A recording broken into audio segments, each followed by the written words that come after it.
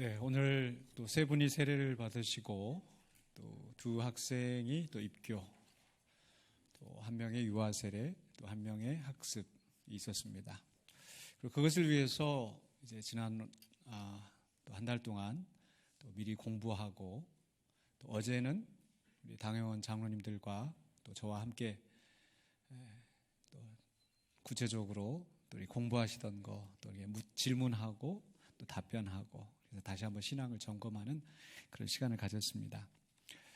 그때 이제 질문을 던지는데 굉장히 많이들 긴장하시더라고요. 우리 학생들도 그렇고 또 어린 학생이나 또 우리 나이 많으신 우리 김준웅 성도님이나 또 남자나 여자나 할 것 없이 다 또 그 문답하는 자리에서 굉장히 많이 긴장하시는 걸 보고 좀 한편으로는 안쓰럽기도 하고 그러나 또 정말 너무 중요한 시간들이기 때문에 또 그런 신앙을 또 점검하지 않을 수가 없었습니다. 그 질문 가운데서 제일 중요한 질문은 바로 이제 하나님이 누구십니까? 또 예수님이 누구라고 생각하십니까? 하는 이런 질문이었습니다. 여러분이 세례를 받으실 때 그 질문들 기억하십니까? 아마 여러 가지 질문들이 있었겠지만 아마 꼭 빠지지 않고 있었던 것은 바로 예수님은 누구신가? 라는 질문이었을 겁니다. 예수님도 사람들이 나를 누구라 하느냐, 또 사람들이 예수님을 어떻게 생각하는지 굉장히 중요하게 생각하셨고, 또 그래서 제자들에게 너희는 나를 누구라 하느냐 질문하셨죠. 영생은 곧 하나님을 아는 것이고 예수님을 아는 것이기 때문에 우리가 신앙생활을 한다는 것은 그저 열심히 와서 기도하고 예배 참석하고, 물론 그것도 신앙의 하나의 그 양상이겠지만은 그러나 가장 본질적이고 중요한 것은 과연 예수님이 누구신가, 하나님이 어떤 분이신가를 분명히 알고 믿는 것입니다. 그렇기 때문에 아마 그 이제 신앙 고백을 하고 또 세례를 받기 전에 가장 중요한 그 질문을 던지는 겁니다. 예수님은 누구십니까? 아마 가장 표준적인 답이라고 한다면은 마태복음 16장에 있는 것처럼 또 사도 베드로가 고백하였던 그 대답, 주는 그리스도시요 살아계신 하나님의 아들이십니다. 표준적인 대답인데 이렇게 대답해서 끝나면 좋겠지만은 또 그 다음에 질문이 들어갑니다. 그렇다면 당신에게 예수님은 어떤 분이십니까? 그저 머리로만 암기하고 입술로만 이렇게 되뇌이는 그런 고백이 아니라 정말 내 마음 속에, 내 경험 속에서, 내 느낌 속에서 예수님이 누구신가를 아는 것 중요합니다. 그래서 질문을 계속 던지면은 이제 우리 학생 가운데 예수님은 높으신 분이다, 하나님은 높으신 분이다,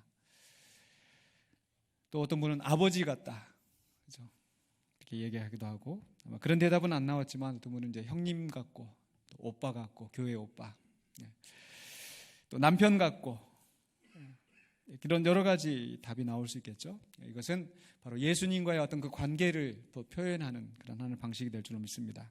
그런데 저는 오늘 예수님이 누구십니까? 라는, 여러분에게 누구십니까? 라는 질문을 던지면서 혹시 예수님을 만약에 동물로 비유한다면 어떻게 비유하시겠습니까? 너무 갑자기 놀라지 마십시오. 어떻게 예수님을 동물로 비유하느냐?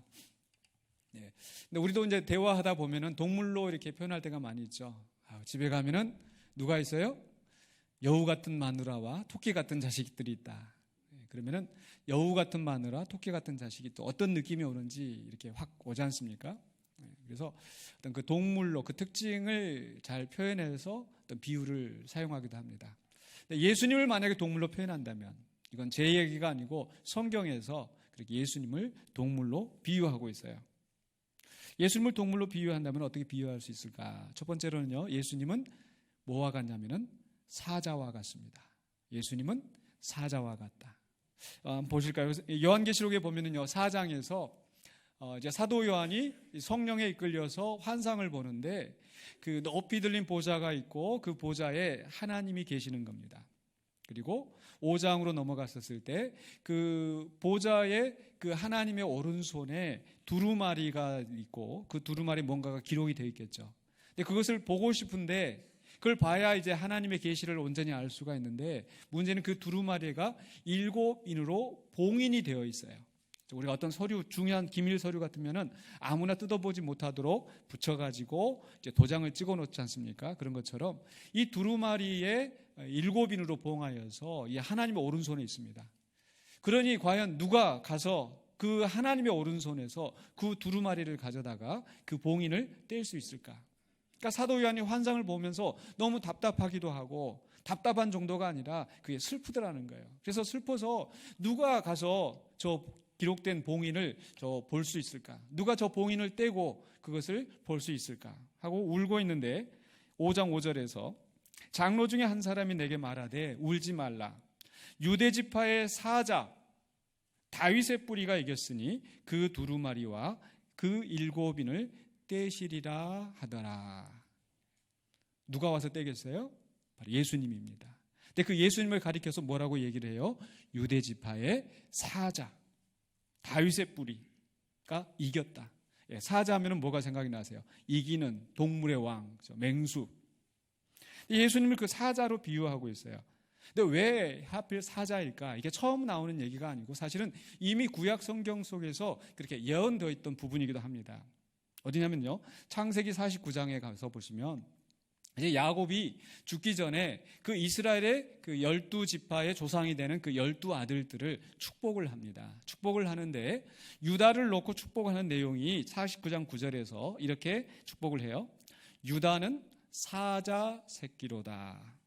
내 아들아, 너는 움킨 것을 찢고 올라갔도다. 그가 엎드리고 웅크림이 수사자와 같고 암사자 같으니 누가 그를 범할 수 있으랴. 그러니까 지금 유다를 놓고 축복하는 내용이 뭐예요? 유다는 뭐 같다? 사자 새끼와 같다. 왜 사자 새끼와 같다고 그랬어요? 가서 이 적들을 공격을 하면 당할 자가 없을 것이다. 또 그 앞에 바로 앞에 8절에 유다야 너는 내 형제의 찬송이 될지라. 내 손이 내 원수의 목을 잡을 것이요 내 아버지의 아들들이 내 앞에 절하리로다. 그러니까 형제의 찬송이 된다는 얘기는 뭡니까? 그 12지파 가운데서 가장 우두머리가 된다는 뜻이고, 내 아버지의 아들들이, 즉 형제들이 내 앞에 절을 할 것이다. 그 지도자가 된다, 왕이 된다는 얘기죠. 근데 그 왕이 돼서 하는 일이 뭐예요? 원수들의 목을 잡을 것이다. 그러니까 이 말은 유다 지파에서 왕이 나와서 그 원수들을 마치 사자가 다른 그 짐승을 공격하는 것처럼 그 원수들을 정복할 것이다 라는 축복의 선언인 겁니다. 그럼 이 찬송은 어떻게 해서 구약 성경 안에서 성취되었는가? 바로 유다 지파에서 나온 왕이 있어요. 아주 유명한 왕. 누군지 아십니까? 다윗 왕입니다. 다윗 왕 때. 바로 이 다윗이 등장하기 전에는 이스라엘 사람들이 바로 사사시대를 지내면서 바로 주변 나라들에게 시달리면서 살아가는 거예요. 원수들에게 시달리면서 곡식도 다 빼앗기고 처녀들도 다 빼앗기고 종살이 하면서 그렇게 고통 속에서 살아가는데, 다윗이 등장하면서 하나님의 마음에 합한 자, 하나님을 경외하고 하나님의 뜻대로 나가서 그 골리앗을 물리쳤던 바로 그 어린 다윗, 그 다윗을 하나님께서 왕으로 세우셔서 다윗이 어디로 가든지 그가 이기게 하셔서 모압을 정복하고 에돔을 정복하고 그 모든 원수들을 다 평정하게 하였어요. 그래서 그 다윗으로 말미암아서 그 이스라엘이 그 나라로 우뚝 서게 되었습니다. 그런데 문제는 그 이후로 하나님께서 다윗의 후손들이 그 왕이 되어서 나라를 다스리게 했는데, 문제는 그 후손들이 온전히 다윗과 같이 정직하게 이 나라를 다스리지 않은 겁니다. 하나님을 배반했어요. 왕이 하나님을 배반하니까 백성들도 하나님을 배반하고 우상 섬기고, 그래서 결국 어떻게 됩니까? 다시 이방 나라에 짓밟히게 되었습니다. 그래서 마치 이제 구약 성경에서 이스라엘이 망하게 되었으니까 하나님의 계획이 다 실패로 된 것처럼 끝이 났습니다. 하지만 하나님께서는 포기하지 아니하시고 선지자들 통하여서 예언하시기를 다윗의 후손 가운데서 메시아 왕이 나와서 다시 이 주변의 원수들을 정복하고 이 나라를 다시 다스리게 될 것이다. 정의로 공평으로 이 나라를 세우게 될 것이다.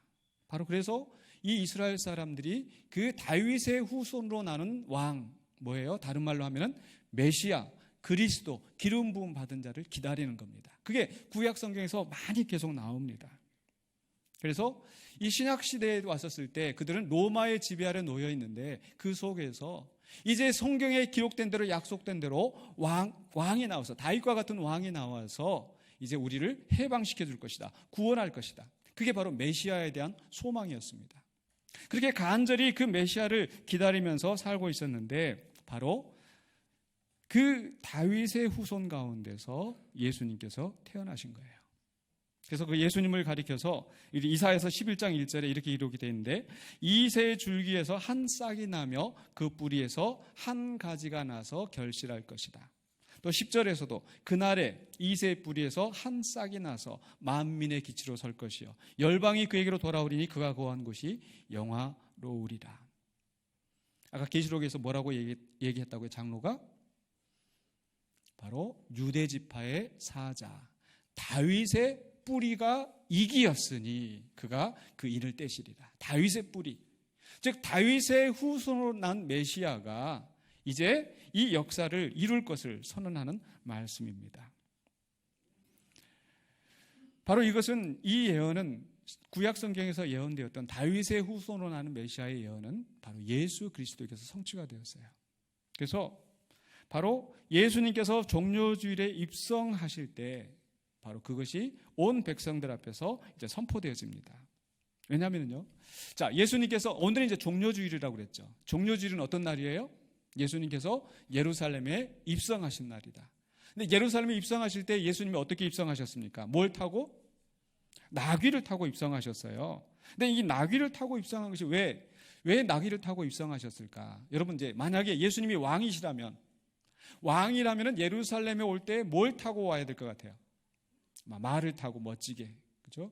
만약에 지금도 어디 누가 이렇게 대통령, 외국의 대통령이 우리가 순방해 왔다, 그럼 어떻게 해요? 우리가 달구지 보내가지고 모셔오지 않잖아요, 그렇죠? 아주 리무진에다가 아주 멋진 차에다가 최고급 그렇게 해서 왕이 오겠죠. 그런데 옛날에는 바로 최고급이 아주 제일 좋은 말로, 제일 좋은 병거로 꾸며서 이렇게 왕이라면 입성을 했을 텐데 예수님은 나귀를 타고 오셨어요. 왜 나귀를 타고 오셨을까? 마태복음 21장 4절로 5절에 이는 선지자를 통하여 하신 말씀을 이루려 하심이라. 구약 성경에 예언된 그 말씀. 어떤 말씀이 있었는가? 시온 딸에게 이르기를 내 왕이 내게 임하나니. 왕이 예루살렘에 올 것을 예언하는데 그가 뭘 타고 오시느냐? 그는 겸손하여 나귀 곧 멍에 매는 짐승의 새끼를 탔도다 하라 하였느니라. 그러니까 예수님이 지금 나귀를 타고 입성하신 것은 지금 무슨 말씀이에요? 바로 구약 성경에서 예언됐던 그 왕이 바로 나다. 이걸 지금 사람들 앞에 보여주는 거예요. 그리고 이미 사람들은 예수님의 소문을 들었어요. 나사렛 예수가 있는데 그는 목수의 아들인데 그가 바람을 꾸짖은 즉 바람이 잠잠해지고 안진뱅이한테 명했더니 안진뱅이가 낫게 되고 죽었던 사람이 살아나고, 야, 바로 그가 메시아 아니야? 그가 그리스도가 아니야? 바로 이런 소문이 나는데 그 유명하신 그분이 나귀를 타고 입성하시니까 사람들이 야, 드디어 메시아가 왔다, 예루살렘에 왔다. 그러니까 사람들이 어떻게 하겠어요? 대환영을 하는 거죠. 환영을 하는데 어떻게 하는가? 요한복음 12장 12절로 13절에 그 이튿날에는 명절에 온 큰 무리가 예수께서 예루살렘에 오신다는 것을 듣고 종려나무 가지를 가지고 맞으러 나가 외치되 호산나 찬송하리로다. 주의 이름으로 오시는 이 곧 누구요? 이스라엘의 왕이시여 하더라. 호산나, 우리를 구원하소서. 주의 이름으로 오시는 이스라엘의 왕, 이분이 바로 이스라엘의 왕이시다. 또 마태복음 21장 9절에서는요, 앞에서 가고 뒤에서 따르는 무리가 소리를 높여 이르되 호산나, 누구요? 다윗의 자손이요. 바로 다윗의 뿌리, 유대 지파의 사자, 메시아, 그분이 바로 지금 오신다. 이제 우리는 살았다. 우리는 이제 구원받았다. 호산나, 호산나 찬송하면서 앞으로 뒤로 오가면서 지금 난리가 난 거예요. 그래서 예수님은 누구십니까? 바로 구원 다윗의 뿌리에서 나는 바로 그 예언된 메시아이고, 그분은 바로 누구시다? 왕이시다. 이스라엘의 왕, 온 세계의 왕. 그런데 그대로 불과 며칠 안 돼서 그렇게 예루살렘에 입성하셨는데, 왕으로서 입성하셨는데 그게 무슨 일이 벌어집니까? 바로 며칠 안 돼서 그분은 예루살렘에서 체포되어서 십자가에서 그 고난을 당하시고 죽임을 당하셨어요. 예수님과 함께 이 이스라엘의 회복을 바라보면서 예루살렘에 들어왔던 제자들은 다 뿔뿔이 흩어지고 도망갔습니다.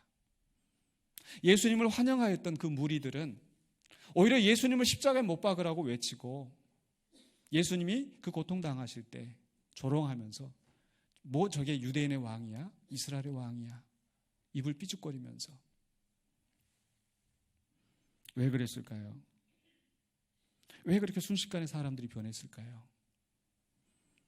그것은 바로 예수님이 메시아이고 왕이시라고 하면서도 그분이 어떤 왕인지 알지 못했기 때문입니다. 자기들이 생각했던, 자기들이 기대했던 이제는 로마를 쳐부수고 자기들의 나라를 회복할 그 위대한 용사, 왕으로만 생각했기 때문에 성경을 하나만 보고 다른 성경을 보지를 못했어요. 즉 무슨 얘기냐? 예수님은 사자는 사자인데 어떤 사자이냐? 아니면 사자면 사자지 뭐 어떤 사자가 있어? 어떤 사자인지 중요합니다. 바로 그것을 계시록에서 다시 이렇게 설명을 하고 있어요. 다시 계시록 돌아가서 우리 보자면요. 요한계시록 5장 5절에서 장로 중에 한 사람이 내게 말하되 울지 말라. 유대 지파의 사자 다윗의 뿌리가 이겼으니 그 두루마리와 그 일곱인을 떼시리라 하더라. 자, 그렇다면 이제 그 다음 장면에서 이제 요한계시록에서 그 일곱인이 떼면서 장차될 일이 펼쳐지는데 누가 와서 떼야 되겠어요? 마치 연극으로 치자면은 이제 사자 분장을 한 누군가가 그 메시아가 와서 그것을 떼야 되잖아요. 근데 누가 와서 떼느냐? 누가 와서 뗍니까? 바로 어린 양이 와서 떼는 거예요. 계시록 5장 7절에 그 다음 구절에 그 어린 양이 나와서 보좌에 앉으신 이의 오른손에서 두루마리를 취하시니라. 6장 1절에 내가 보매 어린 양이 일곱인 중에 하나를 떼시는데 계속해서 요한계시록 보면 이제 그 어린 양이 인을 하나씩 하나씩 떼면서 장차될 일이 펼쳐지는 겁니다. 여러분 전혀 이상하지 않습니까? 그렇죠? 분명히 유대 지파의 사자 다윗의 뿌리가 이겼다. 그렇다면 그 사자와 같은 이가 와서 저 하나님의 보좌 앞에서 그 두루마리를 가져다가 그 인을 뗄 터인데 그렇게 기대하고 있는데 사자가 아닌 사자하고는 정반대의 어린 양이 나와서 그것을 떼더라는 거예요. 뿐만 아니라 5장 8절과 9절에서 계속해서 기록되기를 그 두루마리를 취하심에 네 생물과 24장로들이 그 어린 양 앞에 엎드려 그렇죠. 그 장로가 와서 얘기를 유대 지파의 사자가 뗄 것이다라고 했는데 마치 어린 양이 와서 떼고 있으면은 아이고 나와 빨리 나와 왜 올라가 있어 이렇게 말리는 것이 아니라 오히려 그 네 생물과 장로들이 그 어린 양 앞에 엎드려 그들이 새 노래를 불러 이르되 두루마리를 가지시고 그 인봉을 떼기에 합당하시도다. 사자가 아닌데 어린 양인데 그 인을 떼시기에 합당하시도다. 왜 합당하실까요? 계시록 5장 9절에 계속 말씀하시기를 일찍이 죽임을 당하사 각 족속과 방언과 백성과 나라 가운데서 사람들을 피로 사서 하나님께 드리시고 무슨 말씀입니까? 온 족속과 방언과 백성과 나라 가운데서 바로 그리스도를 믿어 그 피에 그 공로를 믿고 하나님의 자녀가 된 사람들 우리가 바로 그런 사람 아닙니까? 그래서 모든 사람을 자기의 희생의 피로 구원하셔서 하나님의 자녀가 되게 하신 구원자이시기 때문에 바로 예수님은 그 어린 양으로서 그 인을 떼시기에 합당하시다라는 겁니다. 그래서 예수님은 누구신가? 사자이면서 또 누구라고요? 어린 양이다. 사자라고 하는 것은 모든 원수를 정복하는 위대하신 왕이라는 뜻인데 어린 양은 그 사자가 바로 어린 양과 같이 죽임을 당하셨다라는 겁니다. 그래서 예수님은 어떤 분이시냐? 사자 같은 어린 양이에요. 어린 양 같은 사자예요. 전혀 서로 어울리는 것 같지 않지만 바로 이 예수님의 그 죽임 당하신 것, 위대하신 왕이 죽임을 당하신 그것을 표현하기 위해서 바로 예수님은 사자와 같고 예수님 또한 어린 양과 같다라는 겁니다. 근데 이 어린 양의 죽음이 어디에서 유래되었는가? 바로 오늘 봉독한 말씀 민수기 28장 16절로 25절에 보면은 바로 유월절에 그 어린 양을 잡도록 하셨어요. 유월절은 어떤 절기입니까? 바로 우리로 치자면 8월 15일 광복절과 같은 거예요. 미국의 독립기념일이 있는 것처럼 각 나라들마다 어떤 그런 독립기념일, 나라가 세워진 건국이 있는 것처럼 바로 하나님께서 이스라엘 백성을 애굽의 압제에서 구출하셨던 바로 그 날을 기념하는 것이 유월절입니다. 어떻게 하나님께서 이스라엘 백성을 애굽에 구출하셨습니까? 그 서슬퍼런 그 애굽의 압제에서, 그 권세에서 하나님께서 열 재앙으로 그 애굽을 치시고 구출하시는데, 그 마지막 결정적인 재앙이 바로 장자들을, 모든 첫 새끼들까지 다 죽이는 그런 재앙이었습니다. 근데 그 죽음의 재앙에서 어떻게 이스라엘은 살아났습니까? 바로 하나님께서 모세를 통하여서 이스라엘에게 명령하시기를, 바로 어린 양을 잡아서 너희가 그 피를 가져다가 그 피를 그 집 문설주에 발라라. 바르면 어떻게 하시겠다? 내가 애굽을 칠 때에 그 피가 너희가 사는 집에 있어서 너희를 위하여 표적이 될지라. 바로 피를 문설주에 발라놓으면은 바로 죽음의 사자가 이 집은 하나님을 믿는 사람의 집이구나 하고 그곳을 넘어갔다는 거예요. 그래서 너희를 위하여 표적이 될지라. 내가 피를 볼 때에 너희를 넘어가리니. 그러니까 죽여야 되는데 죽음의 재앙이 올 수밖에 없는데 죽음의 사자가 그 피를 보고 넘어갔다. 그래서 유월, 넘어간다는 뜻이에요. 패스 오버. 죽음이 그곳에 임하지 아니하고 죽음이 넘어갔다라는 거. 그래서 하나님께서 그 말씀하시기를, 너희는 이 날을 기념하여 여호와의 절기를 삼아 영원한 규례로 대대로 지킬 것입니다. 하나님께서 그 유월절을 명절로 삼아서 대대로 지키게 하셨어요. 그러니까 이 유월절이 되면 사람들이 뭘 해요? 그 오늘 민수기에 있는 그 계명의 말씀처럼 이제 민수기는 바로 이 광야의 세대를 향하여서 이제 너희가 그 땅에 들어가거든 바로 이렇게 매 유월절마다 이렇게 양을 잡고 그 또 무교병을 먹으라. 바로 유월절 때 했던 것처럼. 출애굽기 12장 27절에서 만약에 너희가 이 자녀가 이게 무슨 뜻이냐라고 물으면은 뭐라고 대답을 해요? 너희는 이르기를 이는 여호와의 유월절 제사라. 여호와께서 애굽 사람에게 재앙을 내리실 때에 애굽에 있는 이스라엘 자손의 집을 넘으사 우리의 집을 구원하셨느니라. 하나님께서 우리를 구원하셨던 그 날을 기념하는 것. 무엇 때문에요? 어린 양이 대신 죽임을 당하고 그 피가 표적이 되어서 죽음이 그들 가운데 이르지 않았다라는 것. 바로 이 6월절의 어린 양 피가 바로 예수 그리스도를 예표합니다. 그래서 베드로전서 1장 18절로 19절에 너희가 알거니와 너희 조상이 물려준 헛된 행실에서 대속함을 받은 것은, 조상이 물려준 헛된 행실이 무엇이겠습니까? 우리의 원죄로 말미암아서 부패한 우리의 본성, 그 본성을 우리가 이길 수가 없고 그 본성을 따라서 죄를 지을 수밖에 없는, 그래서 원죄와 자범죄가 있다. 내 부패한 본성 때문에 내 죄가 드러나고 그 죄로 말미암아서 하나님 앞에 나아갈 수 없는 이런 죄인들. 근데 바로 오늘 찬양대 찬양처럼 우리 때문에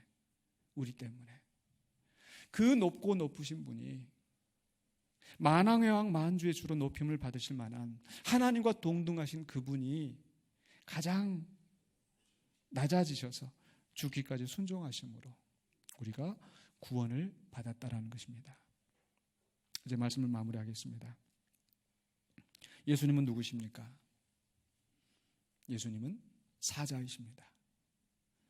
그 어떤 대적도 그 앞에 감히 설 수 없는 그런 사자와 같으신 분이시지만은 그분이 아무런 힘도 없는 그런 어린 양과 같이 조용히 묵묵하게 죽임을 당하셨어요. 그리고 그 피로 말미암아 우리가 구원을 받았습니다. 그렇기 때문에 우리는 예수님을 어린 양이라고 고백합니다. 그 어린 양인데 우리의 찬양을 받으시기에 합당한 겁니다. 그래서 예수님은 사자와 같은 어린 양이다. 말이 안 되는, 말이 연결이 안 돼요. 그렇죠? 마치 뭐 이렇게 그냥 우스갯소리로 하는 말이 커피 시킬 때 따뜻한 아이스 아메리카노 하나 주세요. 따뜻한 거하고 아이스하고는 상충이 되는데, 사자하고 어린 양은 도저히 비슷할 수가 없는데, 그러니까 우리 예수님은 그 사자이면서도 어린 양이신 거. 이 세상에 어느 누구도 넘볼 수 없는 가장 높으신 그분이 가장 밑바닥에 낮아지셔서 우리를 구원하셨다라는 거죠. 그렇기 때문에 세상에 어떤 높은 지위에 있는 사람도 예수님 앞에 큰 소리 칠 수가 없어요. 예수님 앞에 엎드릴 수밖에 없는 겁니다. 세상에 가장 낮은 사람이라도 예수님이 그보다 더 낮아지셨기 때문에 무시당하지 않고 멸시당하지 않고 하나님의 자녀로 높임을 받게 된 줄로 믿습니다. 바로 그 일을 우리 예수 그리스도가 이루셨다라는 것. 오늘 종려주일에 왕으로 입성하신 그 주님이 6월절 어린 양이 되셔서 그 몸을 찢기시고 그 피를 흘리심으로 말미암아 우리를 구원하셨다라는 것. 그것을 기억하시면서 또 그리스도의 죽음과 부활이 증인으로 살아가시는 저와 여러분 되시기를 주의 이름으로 간절히 축원합니다. 기도합니다. 거룩하신 아버지 하나님 은혜를 감사합니다. 오늘 우리가 주님께서 죽임 당하신 또 주님께서 예루살렘에 입성하셨던 그 날과 주님의 죽음을 기념하며 또 종려주일의 예배를 드립니다. 또 주의 말씀을 묵상하였습니다. 오늘 이 말씀을 그저 머리로만 듣지 않고 우리 가슴으로 온전히 받아들이고 또 주님의 신실한 증인과 제자가 되어서 주님을 증거하고 주님의 뜻을 나타내는 신실한 주의 백성 되게 하여 주시옵소서.